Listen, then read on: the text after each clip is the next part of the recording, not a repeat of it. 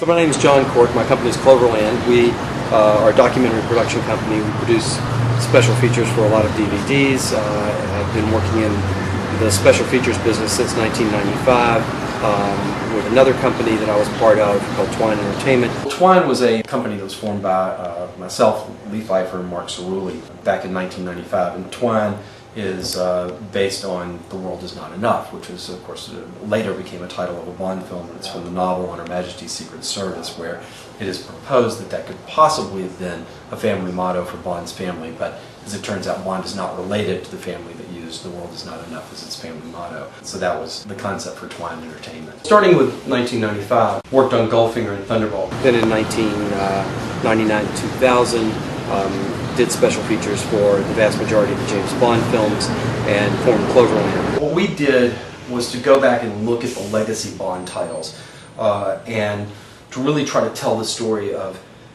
how these films were made, why these films have lasted, and who were the filmmakers, who were the people behind them that created this incredible phenomenon that has lasted, lo all these many years. We did over 200 interviews. We created an incredible resource about these movies. Now, the first 6 titles to come out on Blu-ray are Dr. No from Russia with Love, which is the first 2 Bond films, Thunderball, which is the Bond film which sold the most tickets ever of any of the Bond films, Live and Let Die, Roger Moore's first Bond film, For Your Eyes Only, which is another great Roger Moore Bond film, and Die Another Day, Pierce Brosnan's last Bond film. Out of those, you're talking about the full 4K Lowry DTS digital restorations were done on 4 of those titles, Dr. No from Russia with Love, Thunderball, and Live and Let Die, and full-on serious digital restorations on the remainder of them. MGM has come to us and said, these titles we want to prep for a Blu-ray release. What can we do to make these things better? What I said to them is, listen, these old documentaries that were done, they were made 4x3, they had letterbox film clips in them. They do not hold up well if you're looking at a 16:9 high-def experience. First and foremost, in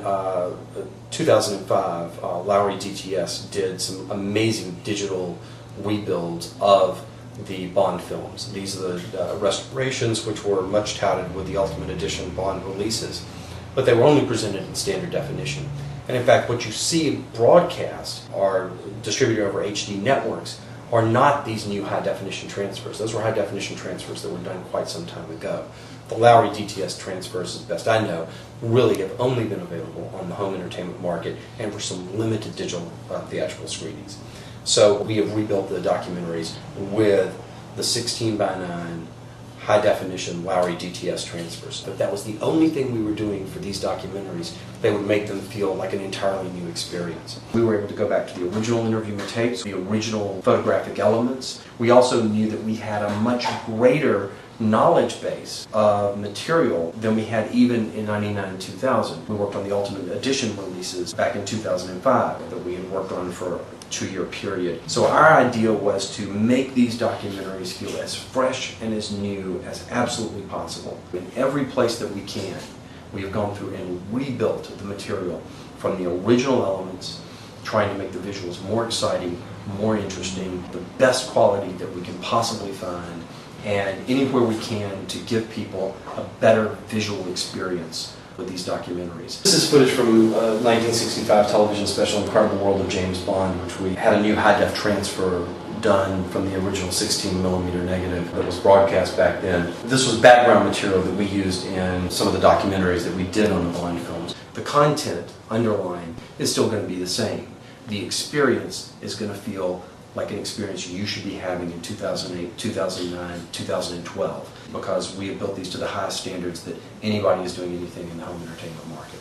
What we've been able to do is go and get the original linen books and negatives for all the publicity stills from the Bond films, from MGM's archives and from the archives of the Bond producers themselves. We've been able to take these, rescan these images at the highest quality possible. MGM did spectacular transfers of some of the Bond trailers, which feel better and look better than they probably ever did even when they were shown in the theaters originally.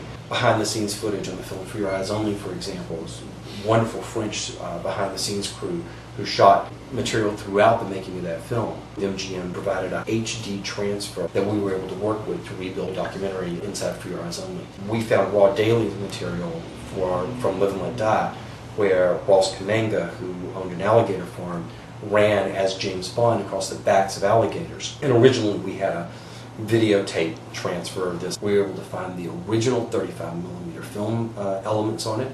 We were able to make a high-definition 16:9 transfer of them. For deleted scenes, for example, we were able to go back to the original film elements, have those transferred HD at the best quality possible, and then to take those elements and use those to rebuild the deleted scenes or alternate angle or expanded angle scenes. It really speaks to MGM and Fox's commitment and to the Bond producers, the way they value these films and the way they want to preserve the work that was put into them by the original filmmakers. I don't know any other company out there that has gone back on special features documentaries and has said, these speak for these movies. These are part of the experience, part of the history of this series.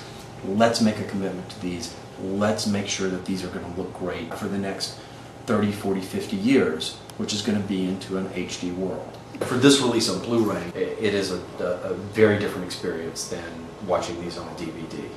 Watching these things in high definition, it's almost like a whole new dimension in the viewing experience to see the high definition transfers of these films. The bang for your buck is going to be pretty good off of Blu-ray. For the people who want to appreciate the full cinematic impact of Bond, there's no experience like having them on Blu-ray.